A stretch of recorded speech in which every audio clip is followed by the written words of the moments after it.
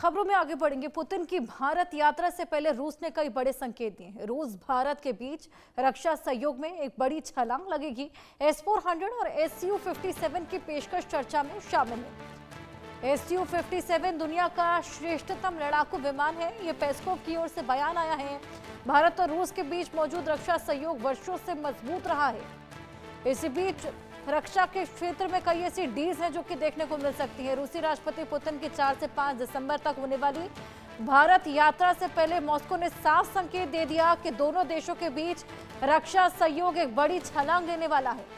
Kremlin के प्रवक्ता Dmitry Peskov ने कहा कि भारत को अतिरिक्त S-400 मिसाइल सिस्टम और Su-57 5th जनरेशन स्टेल्थ लड़ाकू विमान के पेशकश चर्चा के प्रमुख एजेंडे में शामिल होगी। साथ ही रूस ने हाल ही के दिल्ली ब्लास्ट की निंदा करते हुए आतंकवाद के खिलाफ अंतर्राष्ट्रीय सहयोग की जरूरत दोहराई है।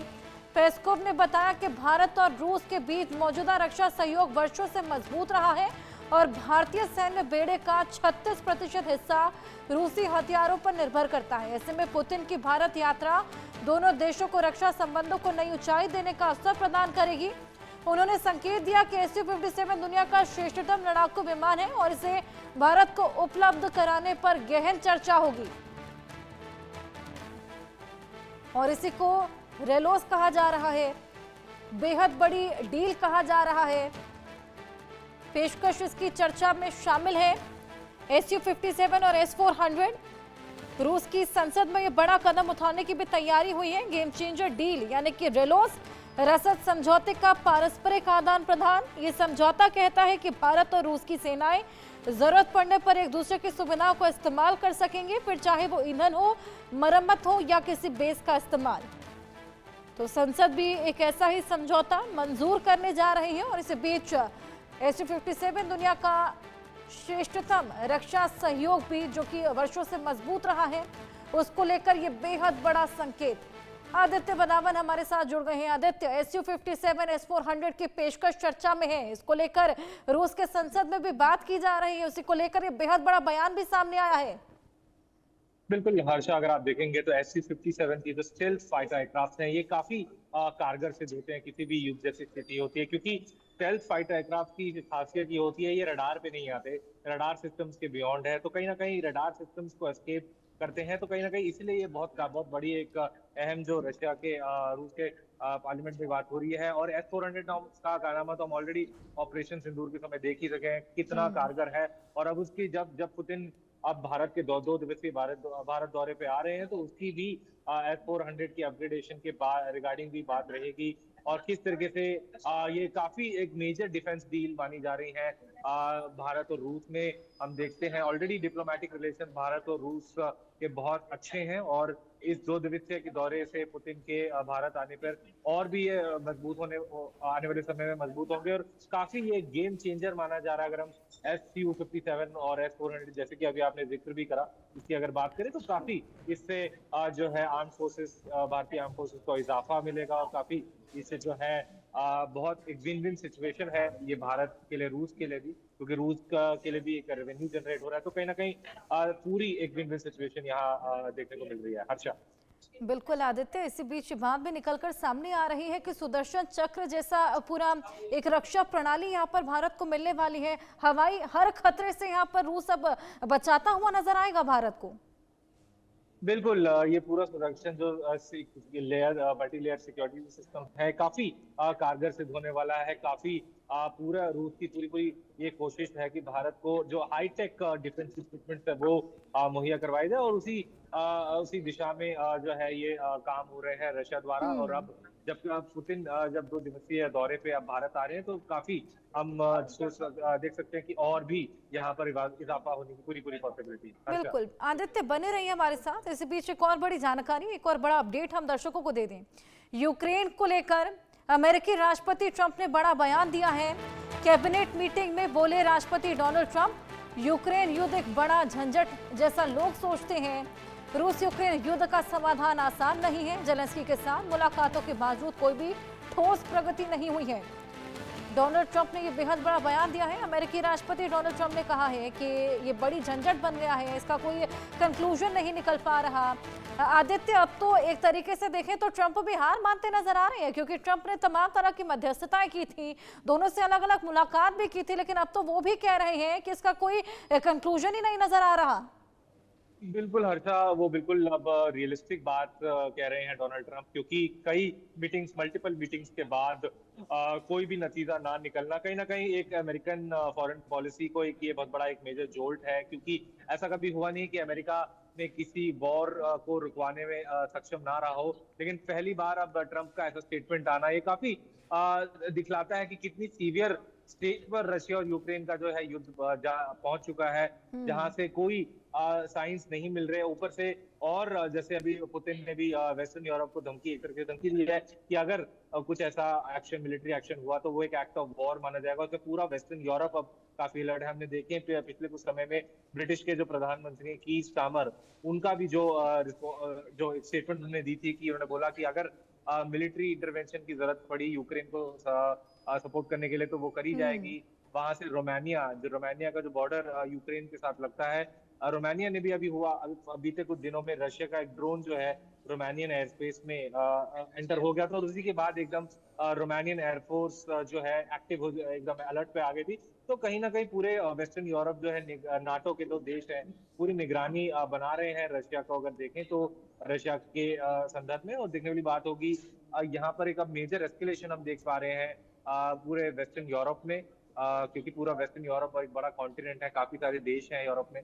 तो कहीं ना कहीं देखने वाली बात रहेगी हर्षा कि यहाँ से कैसे चीजें आगे बढ़ती हैं। बिल्कुल, देखिए इसी बीच हमने देखा कि पुतिन तो ये भी बोलते हुए नजर आए, कड़ी चेतावनी पुतिन ने दे दी है कि यूक्रेन चाहे तो अभी के अभी युद्ध करके फैसला कर लें। जी बिल्कुल, चाहे अब ट्रम्प भी एक लीवे इस पे एक अपने जैसे बोलते हैं हथियार डाल देने वाली बात है।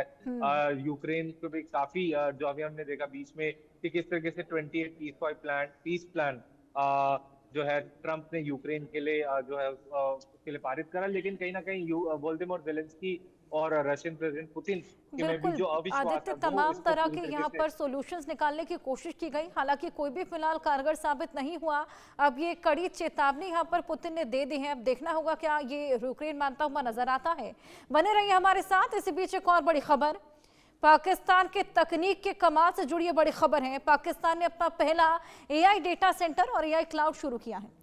टेलीनॉर कंपनी में डेटा वॉल्ट के साथ मिलकर ये काम किया है। पाकिस्तान में एआई का इस्तेमाल बढ़ने की उम्मीद है। स्वास्थ्य, बैंकिंग, सुरक्षा जैसे क्षेत्रों से पाक को फायदा भी हो सकता है। तो पाकिस्तान में पहली बार खुद का आर्टिफिशियल इंटेलिजेंस यानी कि एआई डेटा सेंटर और एआई क्लाउड शुरू हो गया है। ये काम टेलीनॉर कंपनी में डेटा वॉल्ट के साथ मिलकर किया है। इससे देश में एआई का इस्तेमाल बहुत बढ़ने की उम्मीद है। स्वास्थ्य, बैंकिंग, सुरक्षा जैसे क्षेत्रों में पाकिस्तान को फायदा हो सकता है। साथ ही साइबर सुरक्षा मजबूत होने की बात भी कही जा रही है। इस डेटा सेंटर में दुनिया की मशहूर कंपनी एनवीडिया के हाई पावर जीपीयू लगे हैं। ये चिप्स एआई के लिए बहुत जरूरी है। अब पाकिस्तानी कंपनियां और संस्थाएं इनका आसानी से इस्तेमाल कर सकेंगी। पहले ये चिप्स बाहर से लाना मुश्किल हो और महंगा भी था, अब सब कुछ देश के अंदर ही होगा। रिपोर्ट बताती है कि अमेरिका ने एनवीडिया चिप्स को कई देशों में भेजने पर रोक लगा रखी है, खास करके चीन को पाकिस्तान भी उस लिस्ट में है। फिर भी डेटा वॉल्ट को एनवीडिया से खास इजाजत मिली है। कंपनी ने सख्त जांच के बाद 3000 से ज्यादा जीपीयू हासिल किए हैं। ये अच्छी उपलब्धि है आदित्य, अगर इसका सही तरीके से इस्तेमाल किया जाए। लेकिन अगर हमेशा की तरह ही पाकिस्तान इसका इस्तेमाल भी आतंकवाद में करता ही नजर आया तो फिर तो पाकिस्तान की भलाई को कोई नहीं समझ सकता। बिल्कुल अच्छा, देखिए पाकिस्तान का ट्रैक रिकॉर्ड ऐसा रहा है। जैसा कि आपने एआई सेंटर की बात करी जो पाकिस्तान में बात हो रही है, कहीं ना कहीं इसका चाइना का पूरा पूरा हाथ है, क्योंकि हम देख रहे हैं पिछले कुछ बीते दिनों में चाइना सपोर्ट कर रहा है पाकिस्तान को, पूरी तरीके से फाइनेंशियली सपोर्ट कर रहा है, एआई इकोसिस्टम्स क्रिएट कर रहा है पाकिस्तान में। और लेकिन पाकिस्तान की इकोनॉमी अभी शैम्बल्स में है, वो एफएटीएफ के रडार पे है, क्योंकि टेरर फाइनेंसिंग ऑलरेडी पाकिस्तान अभी फाइनेंशियल एक्शन टास्क फोर्स की ग्रे लिस्ट में जाने की पूरी पूरी संभावना है पाकिस्तान की। तो कहीं ना कहीं ये जो एआई डेटा सेंटर है इसमें पूरी निगाहें रहेंगी, मॉनिटरिंग में रहेगा पाकिस्तान, क्योंकि हमने देखा है कि किस तरह से पाकिस्तान में जो माहौल है वो पूरा इंस्टेबिलिटी का है।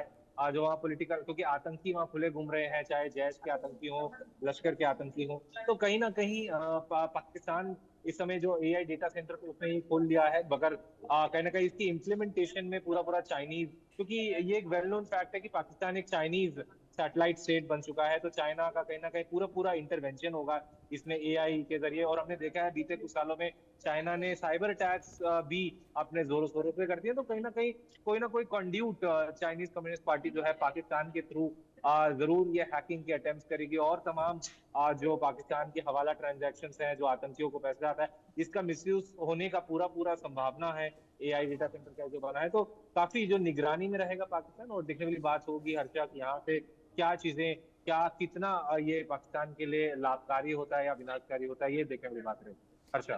बिल्कुल, वाकई लाभकारी कितना होता है, किस तरीके से इसका इस्तेमाल किया जाता है, ये देखने वाली बात। फिलहाल क्या कुछ इसमें एडवांटेजेस हैं, किस तरीके का उपयोग इसका रहेगा? जी बिल्कुल, इसका उपयोग पाकिस्तान, क्योंकि अभी कुछ समय पहले भी ऐसी बात चल रही थी कि पाकिस्तान में डिजिटल पेमेंट्स को बढ़ावा देने की बात हो रही है, तो कहीं ना कहीं एआई इकोसिस्टम ये जो क्रिएट किया गया है चाइना द्वारा, चाइना की मदद द्वारा, कहीं ना कहीं डिजिटल पेमेंट्स को पुश करने के लिए पाकिस्तान इसको इस्तेमाल कर सकता है।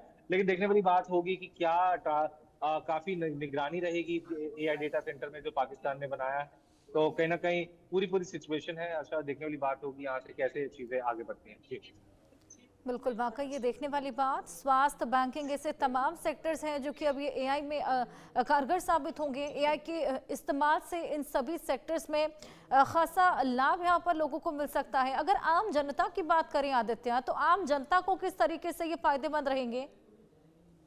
जी बिल्कुल, अगर आप आम जनता की बात करें, तो कहीं ना कहीं पाकिस्तान की जनता इसका, उनको डिजिटल पेमेंट्स के जरिए वो इसको डेफिनेटली इसको यूजेज में लाया जाएगा, क्योंकि एक कैशलेस इकोनॉमी वाली बात चल रही है, तो कहीं ना कहीं लोगों को भी एक बोला जाएगा कि आप डिजिटल पेमेंट्स यूज कीजिए, ये एआई प्लेटफॉर्म जो प्रोड्यूस करा है, तो कहीं ना कहीं इसके पूरे इसके लिंकेजेस हैं डिजिटल पेमेंट्स को बढ़ाने के लिए पाकिस्तान में, तो कहीं ना कहीं देखा जा सकता है कि क्या पाकिस्तान में डिजिटल पेमेंट का इकोसिस्टम बढ़ता है बिल्कुल, या घटता है, ये बिल्कुल देखने वाली बात है। पाकिस्तान को खासा फायदा इसका रहेगा अगर पाकिस्तान सही तरीके से इसका इस्तेमाल करता है और आतंकवाद में एक बार फिर से ना इसका इस्तेमाल करने लगे। तो आदित्य, बहुत शुक्रिया ये तमाम जानकारियां साझा करने के लिए। इसी बीच एक बड़ी खबर यूपी के जालौन से, जहां पर तेज रफ्तार का कहर देखने को मिला है। सड़क हादसे में 3 युवकों की मौत हो गई है। बेकाबू होकर बिजली के पोल से बाइक टकरा गई। भागवत कथा से लौटते समय ये पूरा हादसा हुआ है। 3 युवकों की मौत हो गई है सड़क हादसे में। बेकाबू हो गई थी बाइक और बिजली के पोल से जा टकराई।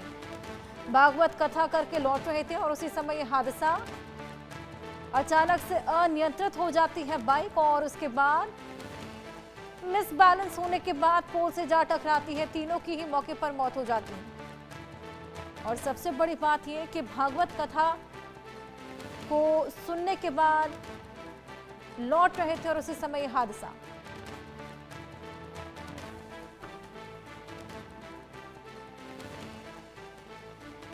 मिली शाम को के लड़के गए थे भंडारा था बगल गांव में गधेला में, तो उधर से आ रहे थे तो गाड़ी रोड पे थोड़ा गड्ढा था, डिसबैलेंस हुई गाड़ी तो टकराई खम्भे से। वो जानकारी मिली तो गांव के बहुत से लोग गए वहाँ पे, देखा किसका लड़का है क्या है, सब ऐसी भीड़ हुई इकट्ठा वहाँ पे।